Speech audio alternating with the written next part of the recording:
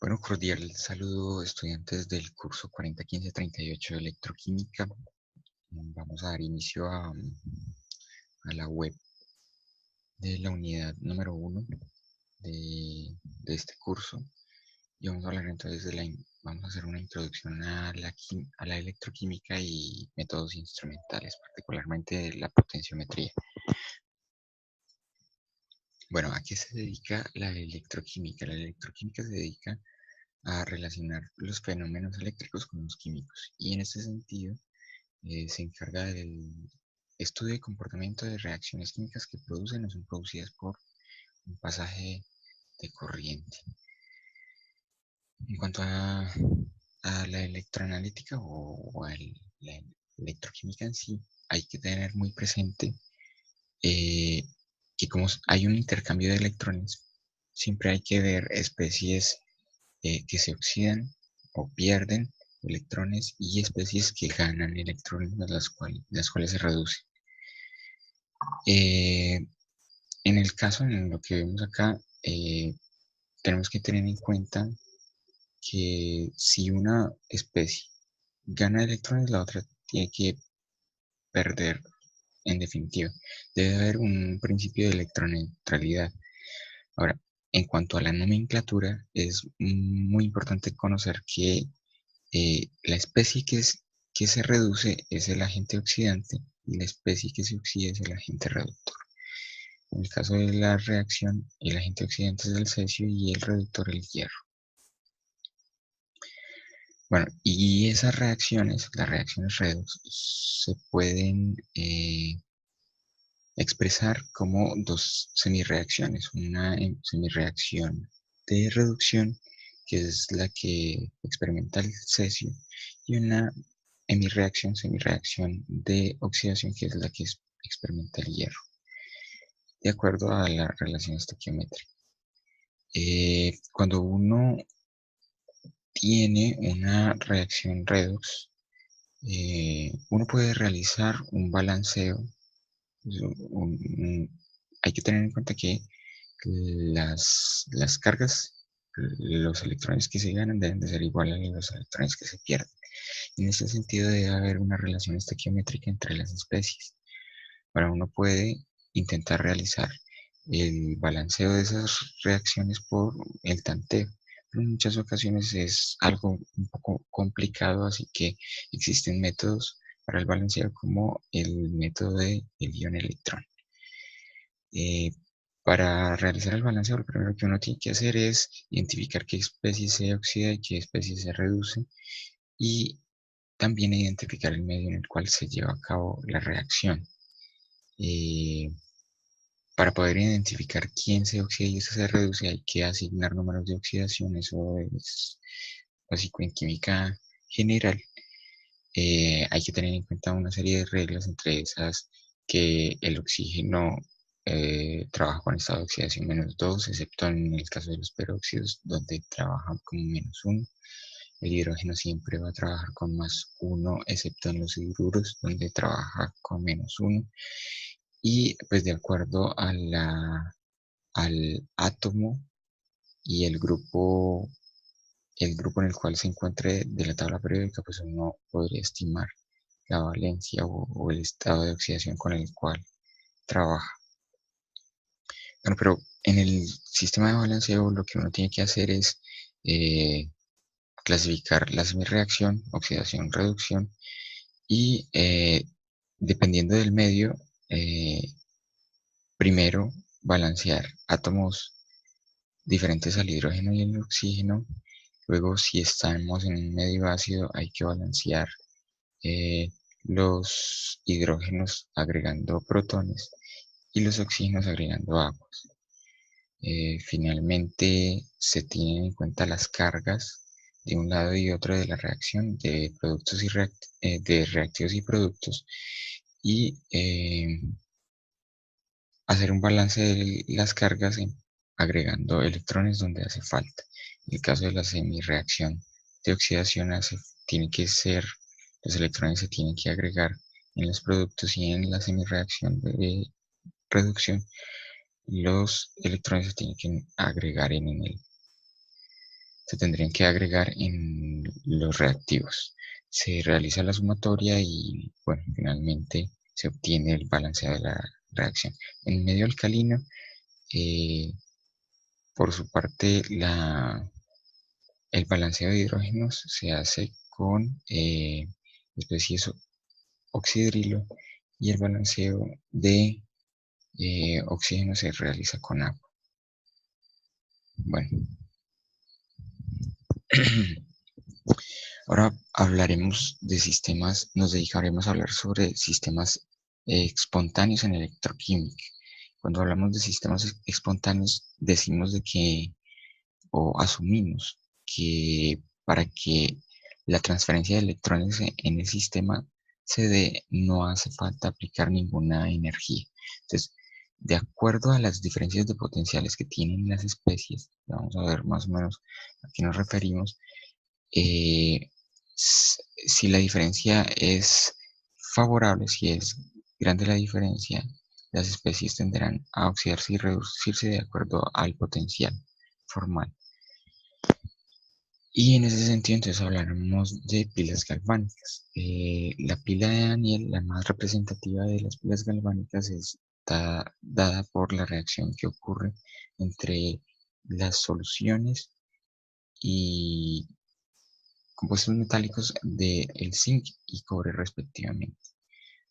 Eh, si uno, si uno separa estas dos soluciones como se ilustra en la figura y hacemos la conexión a través de un puente salino y conectamos los electrodos con eh, un multímetro que tiene una alta impedancia, eso quiere decir que va a evitar el pasaje de electrones en un sentido determinado. Nosotros podemos medir el potencial de esa celda. Luego, si nosotros abrimos el circuito, es decir, ponemos en contacto directo los electrodos, bueno, vamos a generar el pasaje de electrones, provocando que en la solución de zinc este se, este se oxide.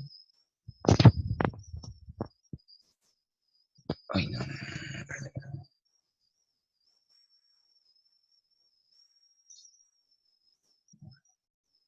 Ahí está.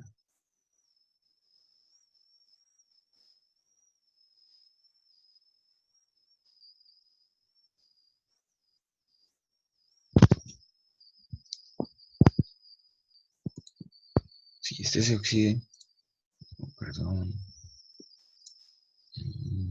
por favor, deje de compartir las pantallas. Ahora sí, sí, este se va a oxidar de acuerdo a lo que se ilustra en la figura. El zinc se desprende del electrodo pasando de zinc 0 a zinc más 2, mientras que en el otro lado de la reacción, que sería la reacción de reducción, el cobre que se encuentra en solución pasa a cobre 0. Eh, Luego existen formas de representar este tipo de celdas. Si uno no tiene presente cómo es la imagen, hay una forma de asignar el ánodo, que es donde ocurre eh, la oxidación, y el cátodo, que es donde ocurre la reducción. Se habla de ánodo cuando, pues en términos relativos, ánodo quiere decir electrodo al cual van a dirigirse los aniones. Si se van a dirigir los aniones, el electrodo debe estar cargado de manera opuesta, o sea, debe estar cargado positivamente. En cambio, en el cátodo es al, al electrodo al cual van a llegar los cationes. Y para que lleguen los cationes o especies cargadas positivamente, el electrodo debe estar cargado negativamente. Entonces, en el diagrama de celda lo que uno hace es, en este sentido, mencionar primero el ánodo en la parte izquierda y en la parte derecha mencionar el cátodo. En el caso de la pila de Daniel, nosotros tenemos como ánodo el zinc y como cátodo el cobre. uno se va desplazando entonces de izquierda a derecha y va representando cada límite de fase. En este caso estamos hablando de sólido líquido, se representa o se separa con una línea vertical, y las dos líneas verticales hacen referencia al puente salino.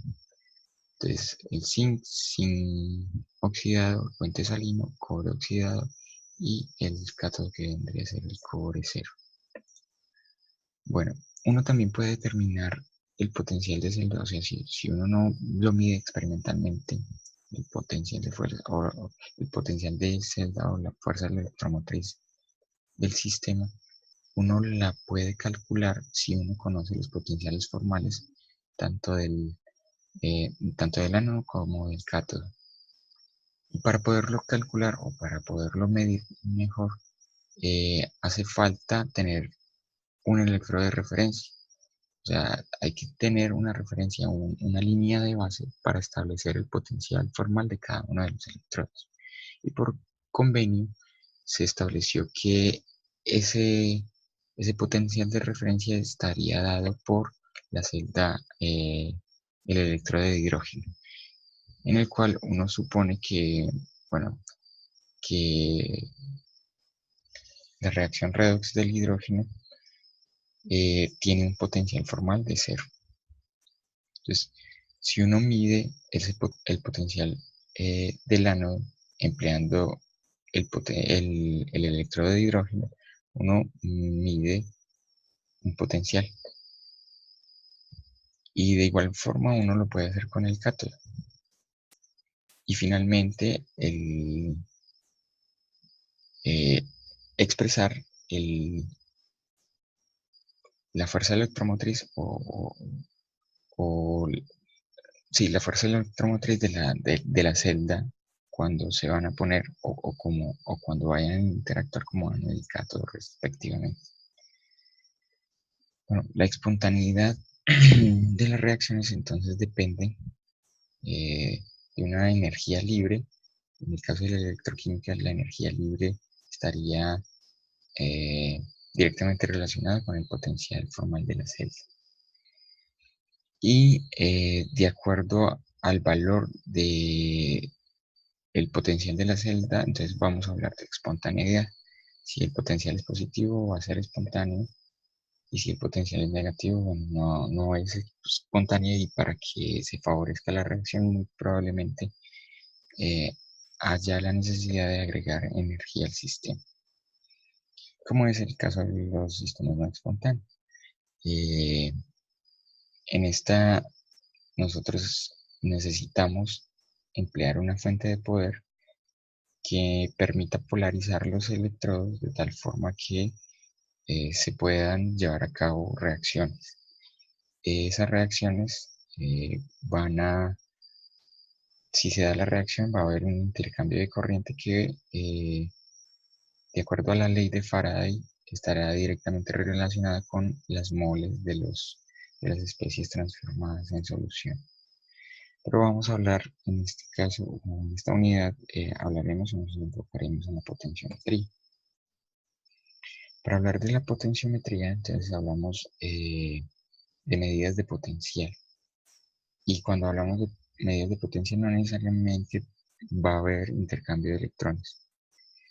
Y para eso entonces los equipos que se emplean son de alta impedancia, así como se mostraba en el multímetro, se trataba de ilustrar un multímetro en la celda de Daniel. Eh, Hay una relación matemática que me permite expresar, que me permite correlacionar la fuerza electromotriz de la celda con la concentración de reactivos y productos. Y esa es la ecuación de Nernst. Para eso entonces, si establecemos un equilibrio de una serie de especies, de la especie A que reacciona con B para producir C más D, nosotros podemos expresar de acuerdo a la ecuación, o lo que hace la ecuación de Nernst, es expresar el potencial del sistema en función de el equilibrio, de la constante de equilibrio. A ver, el potencial entonces está directamente relacionado con el potencial formal de, del ánodo del cátodo y de una expresión de una constante que es de los gases, temperatura en la cual se realiza, se lleva a cabo el experimento, la constante de Faraday y el número de electrones intercambiados. A modo de ejemplo, aquí se muestra la cupla Ferri-Ferro, la cual tiene un potencial formal medido de acuerdo o en función, en referencia al electrodo de hidrógeno y bueno, que de acuerdo a la concentración que vaya a haber de uno y otro en solución, uno puede determinar un potencial de celda.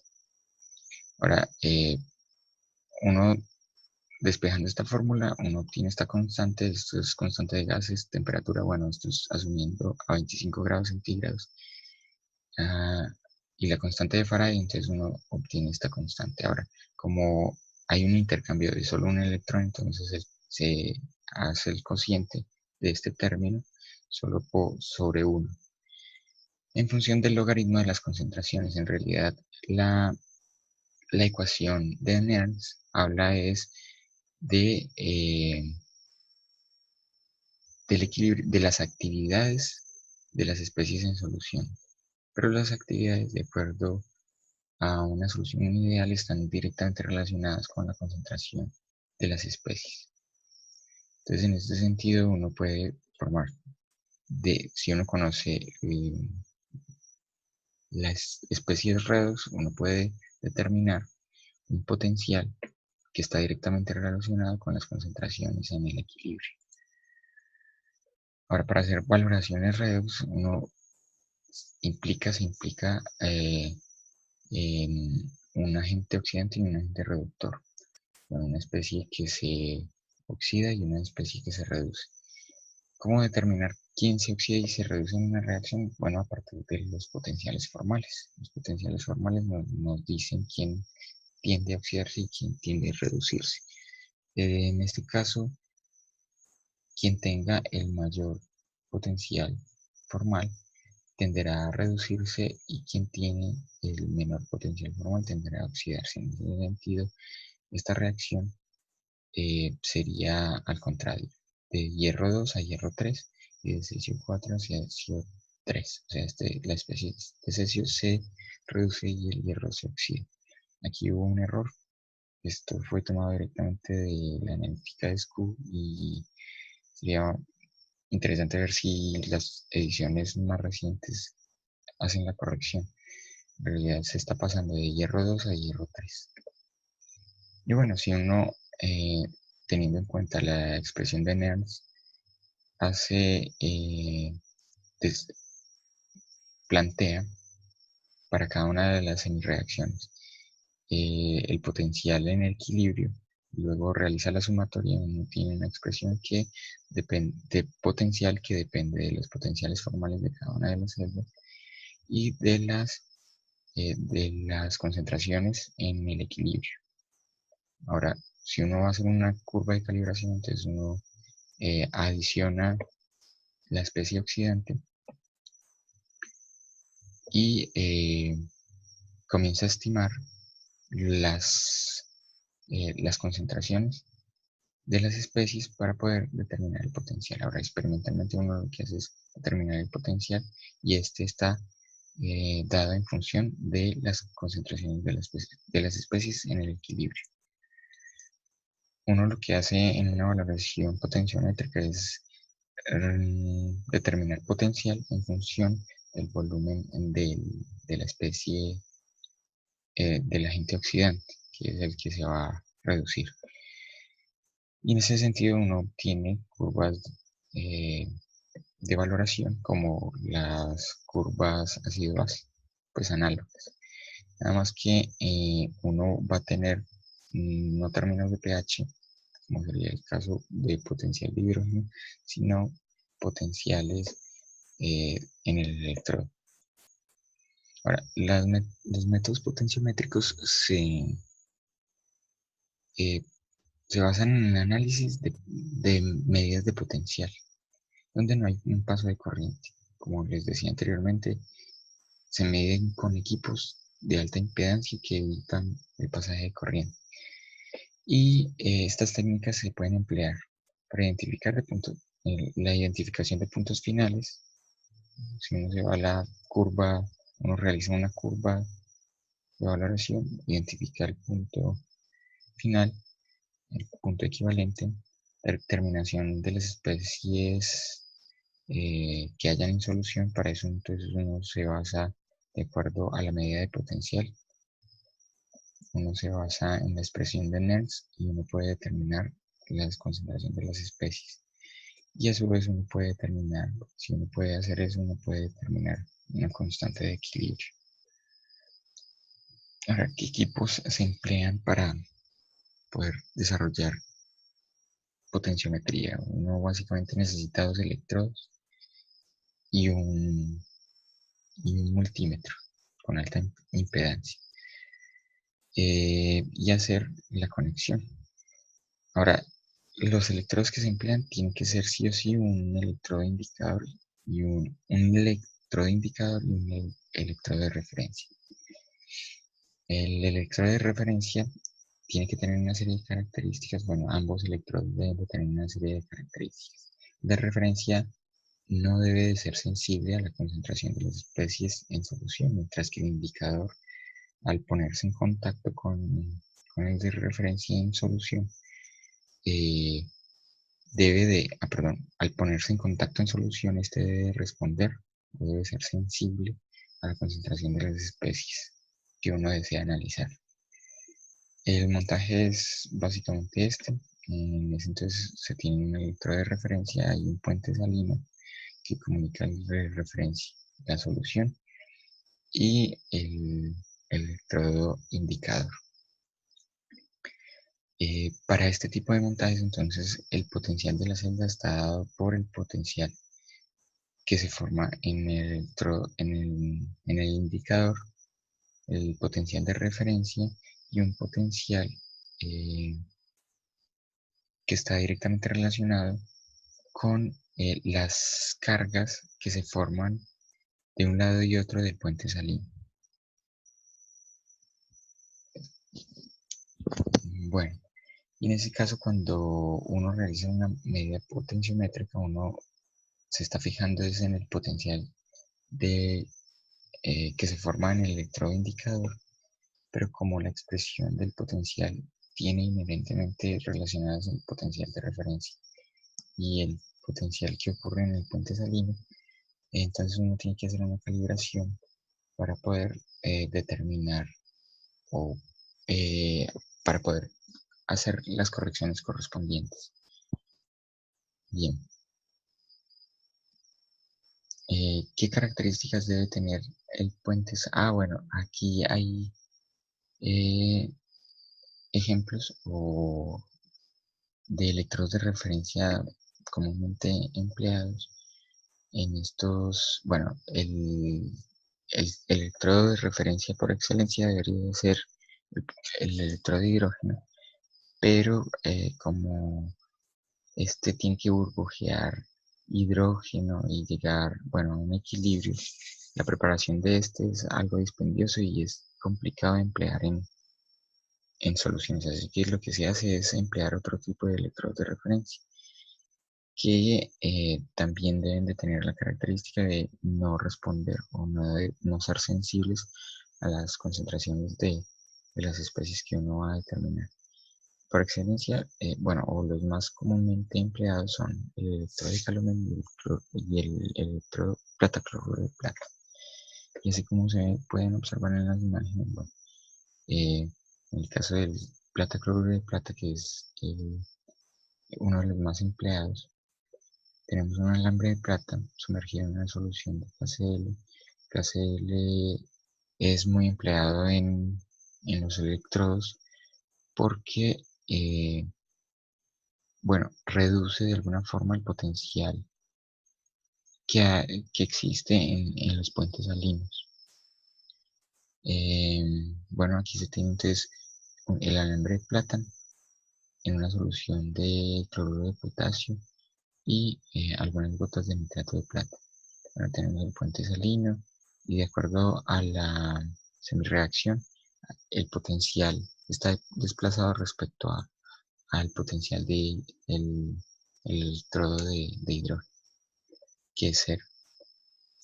Entonces, los electrodos más comúnmente empleados son los de Calomel, los basados en mercurio, los basados en plata cloruro de plata. En ambas situaciones se emplean electrodos saturados y electrodos con una concentración un poco más baja de la sal. Y eso en cuanto a los electrodos de referencia. Y en cuanto a los electrodos indicadores, estos pueden ser metálicos o de membrana. Bueno, que son los más comúnmente empleados. Los indicadores pueden ser de primera especie, segunda especie y pueden ser inertes para sistemas reales. Los de primera especie son electrodos con los cuales son electrodos metálicos que entran en equilibrio con la especie oxidada. Entonces, es el caso como los electrodos empleados para determinar potenciales de potasio. Entonces, se tiene el potasio metálico que entra en contacto con una solución, con iones en solución de potasio oxidado. En el caso de la segunda especie, son indirectos, como en el caso los, de un alambre de plata que puede ser empleado para la determinación de cloruros. Y en el caso de los inertes para sistemas redox, tenemos metales nobles como platino, oro, paladio y tenemos también el carbono. Estos son inertes, no reaccionan con especies y entonces pueden ser empleados para la determinación, para determinaciones electroquímicas, no solo potenciométricas, sino electroquímicas. Y por otro lado tenemos los famosos electrodos de membrana, en los cuales tenemos, bueno, esto sería de los primeros montajes que existieron del electrodo de membrana. Aquí tenemos el indicador, que sería el de vidrio, y tenemos un electrodo de referencia. Entonces se cierra el circuito. En el electrodo de membrana puede ser un alambre de platino o puede ser un alambre de plata que tiene una solución de ácido clorhídrico. Esto sería para la determinación de pH, que tiene una concentración conocida o un potencial establecido de acuerdo a la concentración de hidrógeno. Luego, lo que mide o la particularidad que tiene esto es medir el potencial que se forma en la superficie, entre la superficie de la membrana y la solución a analizar. Recordemos que la diferencia de potencial se debe básicamente a acumulación de cargas. Y esa acumulación de cargas puede realizarse en una membrana de vidrio.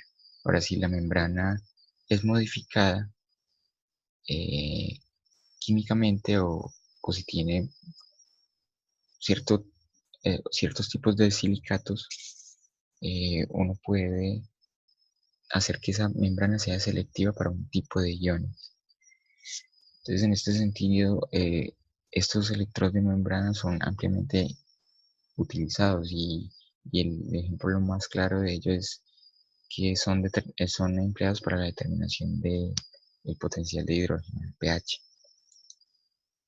Aquí tenemos ejemplos de cómo sería un montaje para la determinación de pH. Precisamente tenemos un montaje de dos electrodos eh, que están por separados, el indicador y el electrodo de referencia. Este sería un electrodo de referencia de Calomel, o sea, de mercurio. Y en el caso del lado derecho tenemos un sistema quizá un poco más complejo, pero es el que se emplea hoy en día, que es una sonda para la determinación de pH y en este arreglo de electrodo aquí ya vienen incluidos los dos, el indicador, el de la membrana, y el de referencia que está de manera interna, que es un electrodo de plata, cloruro de plata. Las medidas entonces del potencial, así como ustedes lo han visto a través de la carrera, el más representativo es para la determinación del pH, el potencial de hidrógeno. En este entonces tenemos nuestra sonda que tiene los dos electrodos indicador y de referencia, y este está conectado a un multímetro, en este caso sería un potenciómetro. Se realizan adiciones de valorante, va realizando la reacción de neutralización, y progresivamente también, a medida que se hacen adiciones del valorante, se van haciendo medidas de potencial, y ese potencial de hidrógeno y ese potencial, el pHímetro lo traduce directamente a la escala de pH, y como ustedes ven, el potencial, que es el pH, está directamente relacionado con la concentración de las especies de interés. En este caso sería hidrógeno. Bueno, uno puede realizar no solo curvas de valoración para el potencial de hidrógeno, sino también para determinación de otro tipo de especies. Bueno, muchísimas gracias por su atención. Bueno, una cosa que quería comentarles era sobre el colaborativo. Yo he visto algunos aportes y bueno, quizás sería muy bueno que tuvieran en cuenta. A ver, yo dejo de compartir pantalla. No funciona. Dejo de compartir pantalla para compartirles la guía de actividad. Bueno, es importante que tengan en cuenta, la idea es que trabajen en grupo, elijan de acuerdo a la lectura un tema de aplicación de la electroquímica. Los temas sugeridos son solo tres: aguas residuales, corrosión, industria petrolera. He visto algunos aportes para el manejo o el tratamiento de aguas, está muy bien, pero tengan en cuenta que para continuar con la actividad deben de tener presente la aplicación electroquímica. Entonces, en este sentido, ¿qué es lo que se les solicita? Básicamente, hacer una propuesta de un proyecto de investigación. Y para eso se les da una referencia, un documento guía. Entonces pueden copiar este enlace, pegarlo en el navegador y ver el documento. El documento explica bastante bien cómo son las etapas de elaboración de un proyecto. Y ustedes entonces deben de proponer eh, las acciones que pide cada uno de los pasos. Entonces, el estudiante debe de presentar en el foro, plantear un problema de investigación. Y ese problema de investigación tiene que ver con las tres temáticas propuestas, ¿sí? Puede ser remediación de aguas y remediación de algo específico, metales o compuestos orgánicos. Traten de ser específicos. Cuando se pongan de acuerdo, presentan objetivos de la investigación.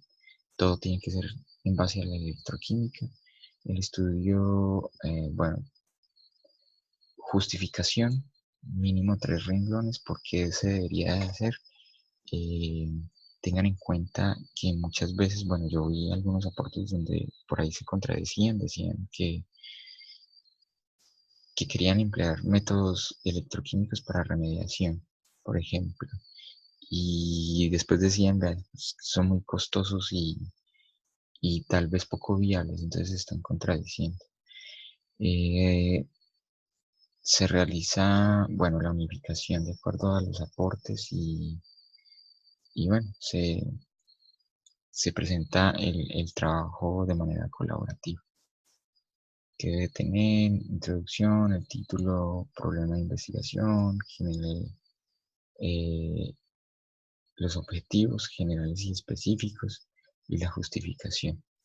Bueno, y ese documento lo lo presenta un solo estudiante en representación del grupo. Eso serían indicaciones básicas. Bueno, muchas gracias por su atención. Recuerden que me pueden contactar por Skype si tienen dudas o inquietudes. Las podemos resolver. Muchas gracias.